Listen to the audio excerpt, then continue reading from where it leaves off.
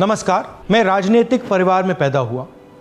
जब मैं छोटा सा था 1980 में प्रियंका और मैं घर में लेई बनाते थे, रात को निकलकर पोस्टर चिपकाते थे। चुनाव समझता हूं, 20 साल से मैं स्वयं चुनाव लड़ रहा हूं।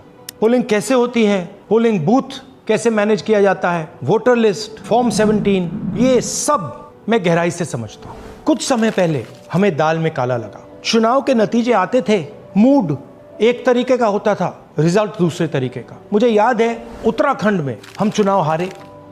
बाद में मैंने कैंडिडेट से पूछा कि जहां रोड शो हुआ था वहां जाके देखिए हमें कितने वोट मिले। हजारों लोग आए थे, पोलिंग बूथ में किसी ने वोट नहीं किया।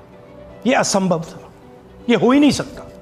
उसके बाद छत्तीसगढ़ और मध्य प्रदेश के रिजल्ट, हमें लगा कुछ ना कुछ गलत हो रहा है।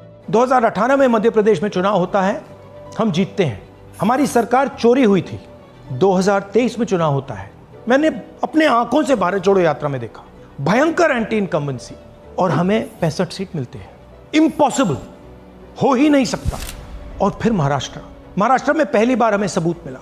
विधानसभा और लोकसभा के बीच में जादू से नए वोटर आते हैं, और जहां भी इन नए वोटर्स ने वोट किया वहां वोट बीजेपी को गया। महाराष्ट्र चुनाव के बाद जब हमें डाउट हुआ, हमारे गठबंधन के सारे नेताओं ने प्रेस कॉन्फ्रेंस किए और हमने इलेक्शन कमीशन से कहा कि आप हमें वोटर लिस्ट दीजिए, वीडियो रिकॉर्डिंग दीजिए। इलेक्शन कमीशन ने मना किया। ना उन्होंने हमें वोटर लिस्ट दी और ना उन्होंने वीडियो रिकॉर्डिंग दी। डाउट हुआ, क्यों नहीं दे रहे, क्या कारण है? तो हमारे दिमाग में सवाल उठा, क्या इलेक्शन कमीशन बीजेपी की मदद कर रहा है?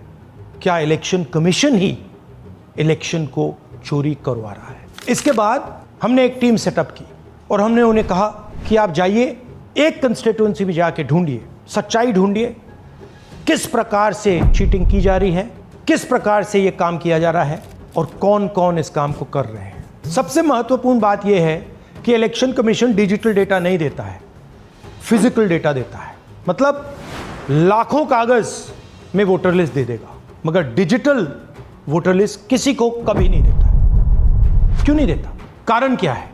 कारण है कि अगर डिजिटल डेटा मिल जाए तो इलेक्शन कमीशन की सच्चाई पूरे देश को पता लग जाए। हमने टीम को बताया, मैंडेट दी कि आप जाके चेक कीजिए, आप 5-7 सीटों पे पता लगाइए कि चीटिंग हुई, और अगर हुई तो कैसे हुई। टीम ने हमें एक दिन बताया कि 5-7 सीटों पे काम किया ही नहीं जा सकता। क्यों? मैंने उनसे पूछा क्यों नहीं किया जा सकता। उन्होंने मुझे ये कागज दिखाए। ये जो कागज हैं, ये एक लोकसभा के कागज नहीं है, ये एक विधानसभा के कागज है, और इन कागजों को हमने मैन्युअली सॉर्ट करना पड़ा।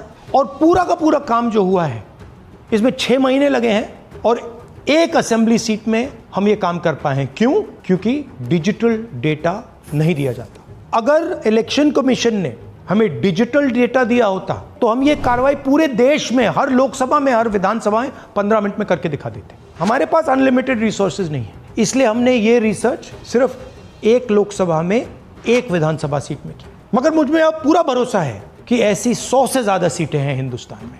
जो यहां हुआ है उन सीटों में भी हुआ है।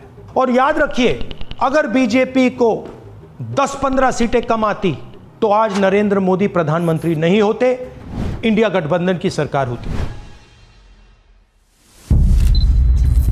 जांच ने 5 तरीके की चोरी पकड़ी है। डुप्लीकेट वोटर, जिसका मतलब एक वोटर के नाम वोटर लिस्ट में अनेक जगह आ रहे हैं। फेक एड्रेस, मतलब एड्रेस है ही नहीं, या फिर हाउस नंबर 0।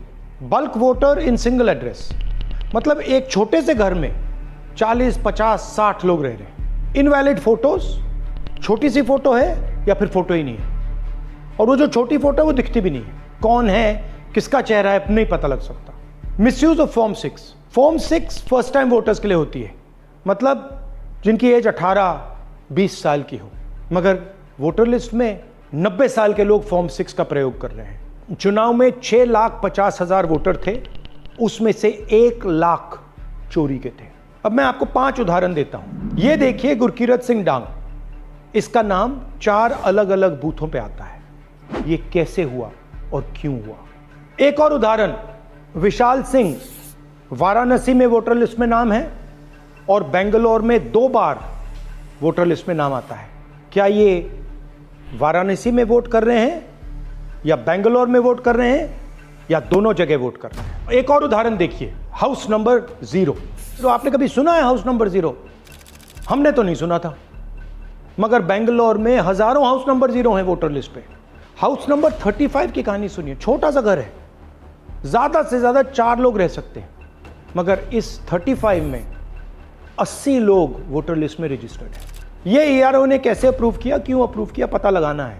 अच्छा, अब ये देखिए वोटर लिस्ट, इनकी फोटो देखिए, या फोटो है ही नहीं या फिर छोटी छोटी फोटो है तो दिख नहीं सकती। इन वोटर आईडीज पे वोट दिया गया है। अब मैं आपको बताता हूं शकुन रानी की कहानी। फर्स्ट टाइम वोटर बनी है, 70 साल की आयु है। एक बार फॉर्म 6 का प्रयोग किया और उसके कुछ ही महीने बाद दूसरी बार फॉर्म 6 का प्रयोग होता है। 2 बार इनका नाम वोटर लिस्ट में आता है और फर्स्ट टाइम वोटर की लिस्ट में आता है। ये फर्स्ट टाइम वोटर हो ही नहीं सकती। तो क्या शकुन रानी जी ने वोट किया या किसी और ने शकुन रानी जी के लिए वोट किया? ये ही छुपाने के लिए CCTV का डेटा हमें नहीं दिया जा रहा है। और ये शकुन रानी जी अकेली नहीं है, ऐसे हजारों लोग हैं जिन्होंने फॉर्म 6 का प्रयोग करके 2-3 बार वोटर लिस्ट में नाम डाला है। हमने पहले इलेक्शन कमीशन से इलेक्ट्रॉनिक वोटर लिस्ट मांगी थी, CCTV फुटेज मांगी थी। उन्होंने अपना काम नहीं किया, हमें नहीं दिया। फिर हमने अपना इन्वेस्टिगेशन कराया, RTI भरे और हमारे पास डेटा आया। भाई और बहनों, सच्चाई ये है कि हिंदुस्तान में इलेक्शन कमीशन और बीजेपी मिलकर इलेक्शन चोरी कर रहे हैं। ये पूरा का पूरा सबूत ब्लैक एंड व्हाइट में आज हमने आपको दिया है। इलेक्शन कमीशन जानता है कि हमने उनकी चोरी पकड़ ली है, इसीलिए SIR आया है। ये SIR जो है इंस्टीट्यूशनलाइज चोरी है। इलेक्शन कमीशन खुलकर बिना डरे बीजेपी के साथ मिलकर चोरी कर रहा है। और ये जो SIR है, इसका लक्ष्य गरीबों का जो हक है, उनका वोट जो है, उनसे चोरी करने का है। मैं आपको एक और बात बताना चाहता हूं। इस पूरी इन्वेस्टिगेशन में हमने वोटर एडिशन को देखा है, मगर जितना एडिशन होता है शायद उससे ज्यादा डिलीशन होता है, सबट्रैक्शन होता है। तो ये सिर्फ एक मेन तरीका हमने पकड़ा है, दूसरे तरीके पे हमने इन्वेस्टिगेशन की ही नहीं है अभी। मैं इलेक्शन कमीशन और इलेक्शन के ऑफिसर्स को साफ कह रहा हूं, आप जो कर रहे हो गलत कर रहे हो। ये ट्रीजन है, देश के खिलाफ है। ये मत भूलिए, टाइम आएगा हम आपको पकड़ेंगे, बचने वाले नहीं हो। It is critical that we expose voter चोरी।